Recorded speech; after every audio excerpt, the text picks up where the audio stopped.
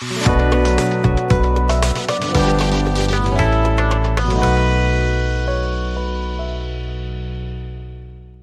Students, good morning. My self Payal Gupta और आज हम class 9th chapter number 3 coordinate geometry start करने वाले हैं।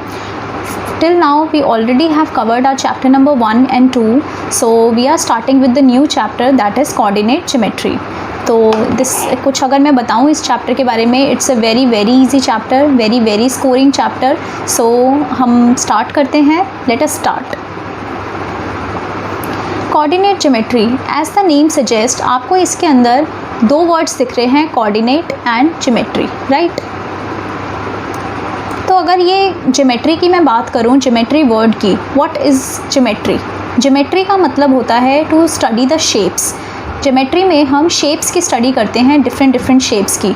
जैसे फॉर एग्जांपल हम अपने आसपास अगर देखते हैं तो हमें काफ़ी सारी शेप्स नज़र आती हैं, काफ़ी सारी शेप्स की चीज़ें नज़र आती हैं, like in the circle form, in the triangle form, in square form, in rectangle form, in the curved shape, right? So geometry is the study of these different shapes, right?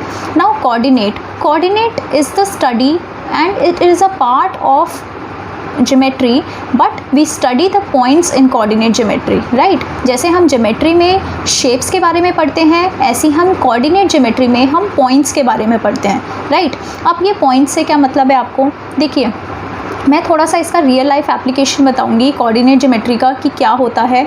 तो इसके लिए पहले हम पढ़ते हैं, अपना कंटेंट्स देख लेते हैं कि हम इस चैप्टर के अंदर क्या क्या पढ़ने वाले हैं। सबसे पहले हम कोऑर्डिनेट ज्योमेट्री में इंट्रोडक्शन के बारे में पढ़ेंगे कि व्हाट इज़ कोऑर्डिनेट ज्योमेट्री, कैसे क्या एप्लीकेशंस होती हैं।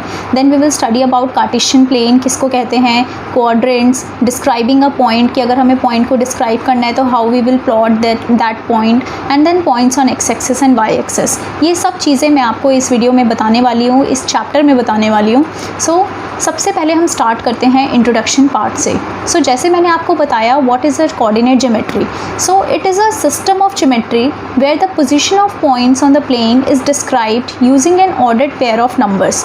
देखिए, मैंने आपको तीन चीज़ें यूज़ करी थी अपने अभी डेफिनेशन में, कि एक तो ये it's a part of geometry, coordinate is the part of geometry. एक तो हम इसमें पॉइंट्स के बारे में पढ़ते हैं, राइट, पॉइंट्स के बारे में, दैट इज़ नंबर्स की हेल्प से हम पॉइंट्स निकालते हैं या फिर प्लॉट करते हैं, राइट। अगर मैं इसके रियल लाइफ एप्लीकेशन की बात करूं तो वो क्या हो सकती है, जैसे फॉर एग्जांपल कि अगर मुझे पता करना है, राजस्थान में जैसे एक बहुत ही बड़ा डेज़र्ट है ना, सहारा डेज़र्ट है, तो या थार डेज़र्ट है, तो यहाँ पर अगर मैं किसी भी डेज़र्ट में या कहीं पर भी कोई एक पेड़ लगा हुआ है, वहाँ पे मुझे उसकी पोजीशन बतानी है। ना तो वहाँ पर कोई रोड जा रही है, ना ही वहाँ पर कोई लैंडमार्क है, मुझे लेकिन बताना है कि उस पेड़ की पोजीशन क्या है। तो मैं कैसे बता पाऊँगी?